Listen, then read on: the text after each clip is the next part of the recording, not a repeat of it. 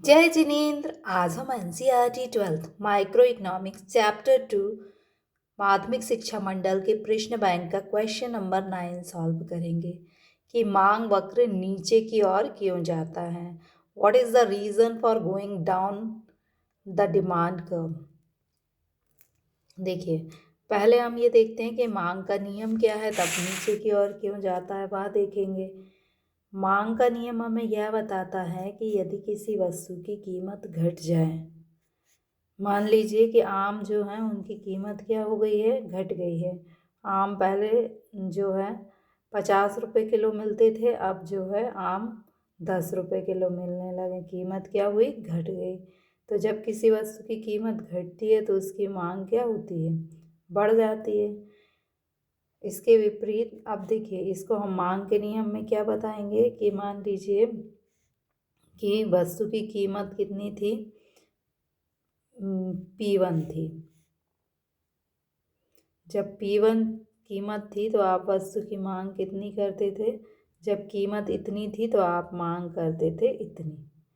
अब मान लीजिए कीमत घट जाए,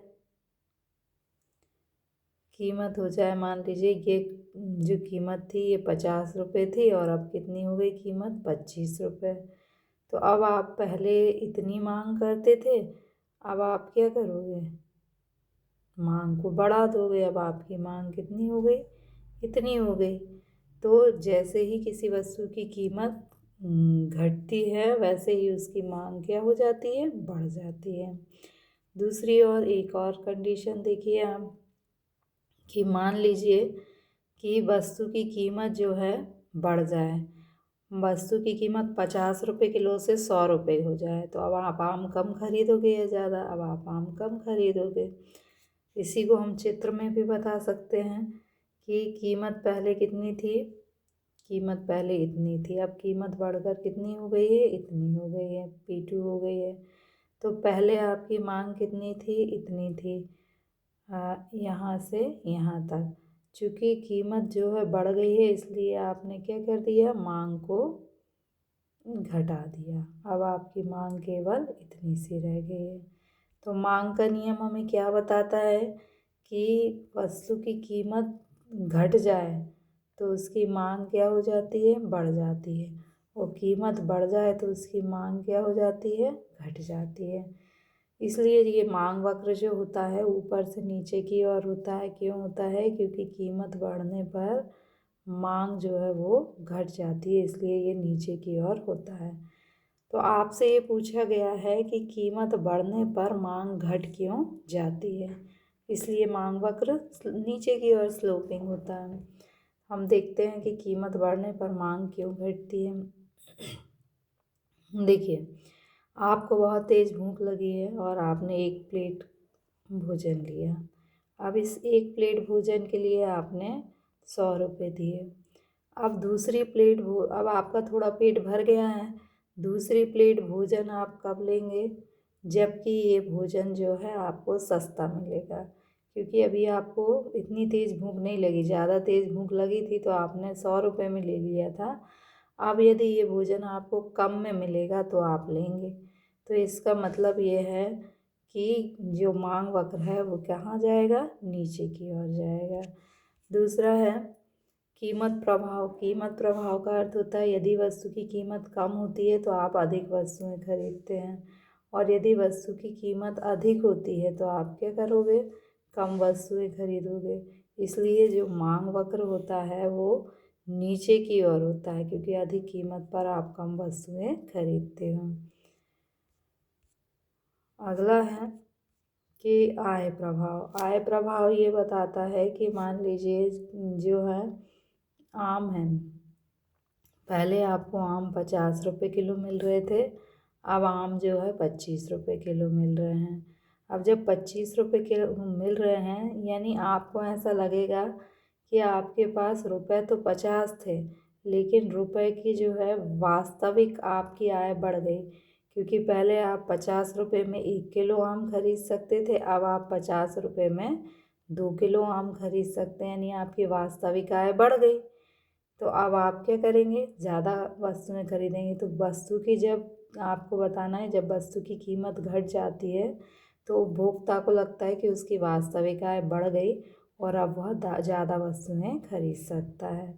दूसरी ओर आप देखिए कि आपके पास रुपए तो 50 ही थे, लेकिन आम की कीमत कितनी हो गई, 100 रुपये किलो।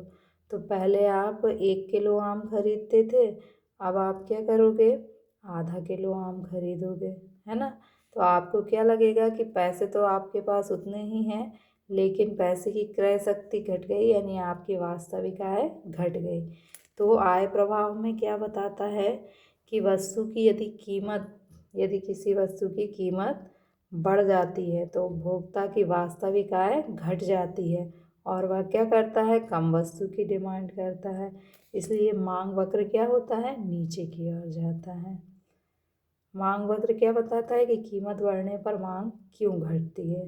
तो ये तीनों प्रभाव आपको यही बताते हैं कि कीमत बढ़ने पर मांग क्यों घटती है। लिखेंगे कैसे, जैसे मांग वक्र नीचे की ओर जाने का पहला कारण है कि सीमांत उपयोगिता ह्रास नियम।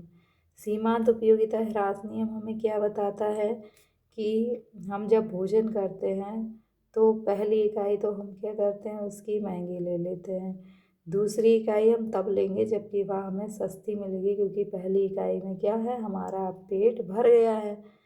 तो चूँकि दूसरी इकाई हम तब लेंगे जबकि वस्तु सस्ती हो जाएगी, इसलिए मांग वक्र क्या होता है, नीचे की ओर जाता है।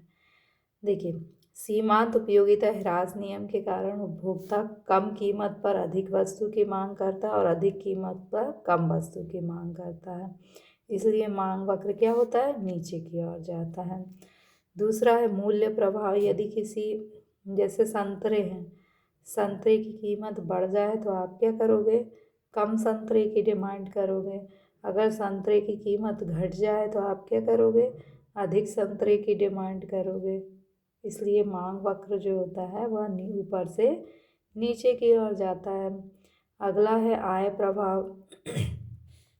आय प्रभाव बताता है कि जब वस्तु की कीमत बढ़ जाती है तो जो उपभोक्ता है उसे ऐसा लगता है कि उसकी जो वास्तविक आय है, वो वास्तविक आय क्या है, घट गई है। कीमत बढ़ जाने पर उसे लगता है कि उसकी आय जो है वो क्या है, घट गई है, इसलिए अब वो क्या करता है, कम वस्तु की डिमांड करता है। इसके विपरीत यदि किसी वस्तु की कीमत घट जाए तो उपभोक्ता को क्या लगता है कि उसकी वास्तविक आय जो है वो पहले इतनी थी, अब वो क्या है, बढ़ गई है। तो अब वो क्या करेगा, अधिक वस्तु की डिमांड करेगा। तो इसी चित्र से आपको याद हो जाएगा कि कीमत बढ़ने पर उपभोक्ता को महसूस होता है कि उसकी वास्तविक आय जो है वो घट गई है, इसलिए वो क्या करता है, कम वस्तु की डिमांड करता है। अगर कीमत घट जाए तो उपभोक्ता को लगता है कि उसकी वास्तविक आय बढ़ गई है, इसलिए वह अब क्या करता है, अधिक वस्तु की डिमांड करता है। इन शॉर्ट हम यह कह सकते हैं कि आपको इसके क्वेश्चन के आंसर में क्या लिखना है कि मांग वक्र नीचे की ओर क्यों जाता है, यानी कीमत बढ़ने पर मांग कम क्यों हो जाती है। तो कम क्यों होती है, उपयोगिता ह्रास नियम के कारण, क्योंकि व्यक्ति एक वस्तु का उपभोग करने के बाद अगली वस्तु की मांग तभी करेगा जबकि वस्तु उसे सस्ती मिलेगी, इसलिए मांग वक्र ऊपर से नीचे की ओर जाता है। ये आप सब में लिख सकते हैं कि इससे मांग वक्र का ढाल नीचे की ओर होता है। हर क्वेश्चन के लास्ट में ये आपको लिखना है और ये वाली लाइन हर पॉइंट के लास्ट में लिखना है। शुरू में नियम को लिखना है। तो उपयोगिता ह्रास नियम के कारण क्या होता है, कीमत बढ़ने पर मांग घट जाती है, इसलिए मांग वक्र का ढाल नीचे की ओर होता है। दूसरा है मूल्य प्रभाव। मूल्य प्रभाव में क्या लिखोगे, कीमत बढ़ने पर कम वस्तु की डिमांड की जाती है, इसलिए मांग वक्र नीचे की ओर ढाल वाला होता है।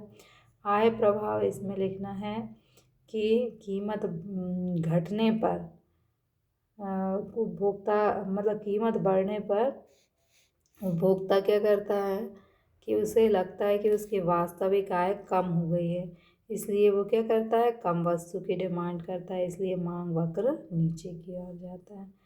आपको केवल इतना सा ही याद रखना है कि उपयोगिता ह्रास नियम में क्या होता है, कीमत बढ़ने पर अगली इकाई की मांग तभी करेगा जबकि मतलब एक वस्तु का उपभोग करने के बाद अगली वस्तु की मांग तब करेगा जबकि वह कम कीमत पर मिलेगी। इसलिए मांग वक्र नीचे की ओर जाता है। मूल्य प्रभाव क्या बताएगा कि कीमत बढ़ने पर मांग घट जाती है, इसलिए मांग वक्र नीचे की ओर होता है। आय प्रभाव क्या बताएगा कि कीमत बढ़ने पर उपभोक्ता की वास्तविक आय घट जाती है, इसलिए मांग घट जाती है, इसलिए मांग वक्र नीचे की ओर ढाल वाला होता है।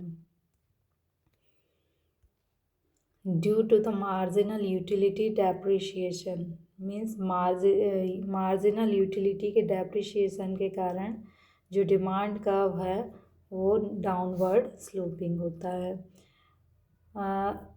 The consumer demand more of the commodity at the lower price means मान लीजिए कि आप कंजप्शन कर रहे हैं तो वन कमोडिटी का कंजप्शन करने के बाद नेक्स्ट कमोडिटी का कंजप्शन आप कब करेंगे जबकि वो आपको लोअर प्राइस पर अवेलेबल हो। इसलिए जो डिमांड कर्व है वो डाउनवर्ड स्लोपिंग होता है। प्राइस इम्पैक्ट, यदि किसी वस्तु की जो प्राइस है वो क्या हो, इंक्रीज हो जाए तो फिर आप क्या करोगे, उसकी डिमांड को कम कर दोगे, इसलिए डिमांड कर्व डाउनवर्ड स्लोपिंग होता है। Income effect, if any commodity price going down, so you feel that your real income increased, so you purchase more and more goods. So demand curve is downward sloping. So thank you.